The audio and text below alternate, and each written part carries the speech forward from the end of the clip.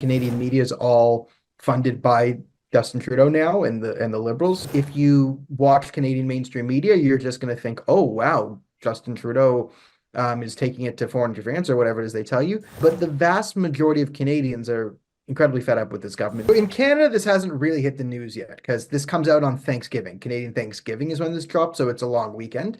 Also, keep in mind, in Canada, there are much bigger scandals and stories that this is sort of overshadowing. Justin Trudeau is in the middle of a caucus revolt where, when he went away, a group of Liberal MPs signed a petition to get him to resign. And according to them, the signatures spilled onto a second page. We're also in the midst of a massive Chinese foreign interference scandal where the Liberal government's excuse is basically, we don't know where we are, we don't know who we are. Literally, we do not know how to read, so that's why we're not guilty of foreign interference, because all this stuff the government, the security agent tries to warn us about, it was fruitless because we don't know how to read words. So this is where the Liberal Party is right now. Now, there are elements within the Khalistani apparatus. They're all over this. Jagmeet Singh's all over this, his brother, Sukh Dhaliwal, who's likely the one who wrote the letter to bring in Hardip Singh Nijjar into the country. They're all going full bore. So the Khalistani elements are in full attack mode. They're taking this as a total victory, and slamming India. In terms of the rest of the Canadian media, again, we're on a holiday Monday.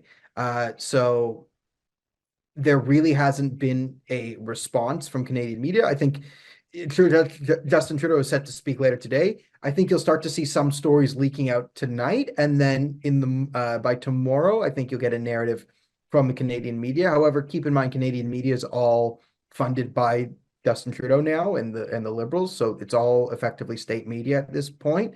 So expect them to sort of just toe the government line here, as they've been doing for the last year. So we live in, like, it's a classic modern situation where everyone lives in their own little world. So if you're a Khalistani extremist, you're very happy. If you watch Canadian mainstream media, you're just going to think, "Oh wow, Justin Trudeau is taking it to foreign interference," or whatever it is they tell you. But the vast majority of Canadians are incredibly fed up with this government, don't believe the institutions, don't see the media as credible, doesn't see Justin Trudeau as credible. So many Canadians will just look at this, shrug their shoulders, and probably even side with India. Because, I mean, effectively, India came out and is like, one step away from saying Justin Trudeau is running a state sponsorship of terrorism. And this wouldn't be too out of bounds from what you'd hear at a lot of family dinners on Canadian Thanksgiving in certain parts of the country. Well, I mean, this is part of this problem is not just reserved for Indian diplomats. A lot of Canadians feel this way. So, I mean, you might have seen the nickname in the UK, two-tier Keir for Keir Starmer. And this has been the mentality in Canada for a while. It's pretty clear that there's a two-tier justice system, two-tier social system, and the most violent and anti-Canadian among us get the most preferential treatment. So every week in Toronto, where I'm from, there is a Charlottesville type situation where jihadists march through our streets. They openly call for the murder of all Jews, ethnic cleansing, right? I've covered this. I've been told to go back to Europe and all this different stuff.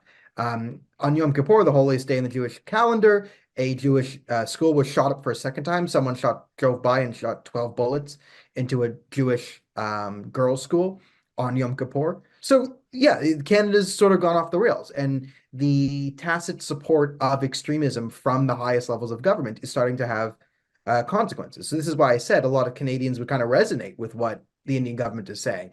Jewish Canadians don't feel safe. Hindu Canadians don't feel safe. Christian Canadians don't feel safe. Their churches have been burned. Over 100 churches where Christian Nation have been vandalized in the last few years, stemming from a lie about residential school mass graves that was pushed again by Justin Trudeau. So the problems that the Indian diaspora is facing here in Canada, and I guess the country India writ large, is very indicative of the problems that a lot of Canadians feel like they're facing, where they're pro-Canada, they're law-abiding citizens, they love the country, but they're being treated like they're criminals. On the other hand, you have criminals who hate the country, who are quite literally burning it down live on TV and are getting away scot-free. So, of course, the Khalistanis feel emboldened enough to make floats about Indira Gandhi and threaten to kill Indian ministers and threaten to burn things down, because they've gotten away with it for so many years. And now Every day you can look into Canada and you can see a mob calling for targeted violence against an identifiable group and getting away with it scot-free. That's Justin Trudeau's Canada. And, a lot of Canadians, if Justin Trudeau was declared a state sponsor of terrorism, a lot of us would just kind of shrug and be like, yeah, we see it on our streets right now. Justin Trudeau has consistently sided with the Islamic Republic of Iran, even after they murdered Canadian citizens. Is incredibly hostile towards India, incredibly hostile towards Israel. And it has consequences. It has consequences in foreign policy, and you're seeing that from India, where diplomats are being kicked out and potentially hundreds of millions, billions of dollars of trade is being threatened. And there's domestic consequences. You can see that on the streets. If you walk down Canadian streets, they are not safe. They are you might run into a violent mob just cruising through the streets. Will they burn things down? Will they just yell and scream? No one really knows, but the country is highly unstable these days. I would say this state of Canadian-Indian relationships would be a cryostasis right now. Right. I think the Indians have kind of just put Canada in a cryopod, essentially effectively dead until we get a new government. They don't. I don't think they see Justin Trudeau as a reasonable actor. I don't think he is when it comes to India. Especially if he's propped up by Jagmeet Singh, who's openly hostile. So I think India-Canada relationships for the next year, if there isn't an election, if there's an election that comes sooner because of all the factors, undermining Trudeau right now, then it's not. But I think for the next year, we're looking at sort of a cryostasis where relations and trade all sort of just pushed off to the side and ignored. And then when there's a new government and the Conservatives come in and they come in with an anti-terrorism attitude, with a pro-India attitude, I think things will light up again, because I do think at the end of the day, India wants to be part of the global economy, wants to do trade with its partners and allies. And I think they're kind of been blindsided by the whole Hardip-Singh affair. So I do think we'll be able to get back to positive relations once the Liberals are out of office. But this has done a significant damage, and we will see if this has lasting impacts, where now India relations become like a political thing, where the political left is incredibly anti-India and the political right is pro-India.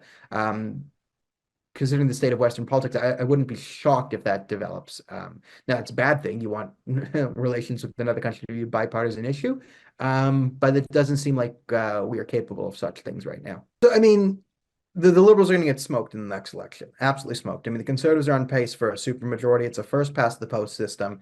And a lot of places, the Conservatives are beating the combined polling of the Liberals and NDP. So when you're up 20 points on a country heading into an election first past the post, it's going to be an electoral massacre.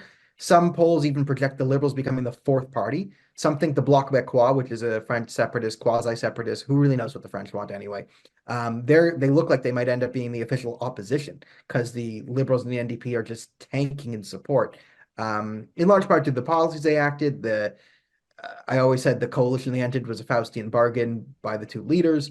Justin Trudeau, the two major Liberal strongholds were lost. One in Toronto, one in Montreal, very Liberal cities. And the NDP almost lost a stronghold out in Manitoba to the Conservatives. Something they usually win by 20 plus points was a very close victory over the Conservatives there. So the Canadian public is done with the Trudeau government. They've not been wanted for the last few years, but he still manages to cling to power. He'll grab sort of anything he can to cling to power, is sort of where we're going here. So don't expect Justin Trudeau to gracefully step aside, even if there's an internal caucus revolt and an RCMP investigation and this and that. This seems like a man who's willing to go down with the ship, so to speak. Don't miss out. Log on to oneindia.com for more updates.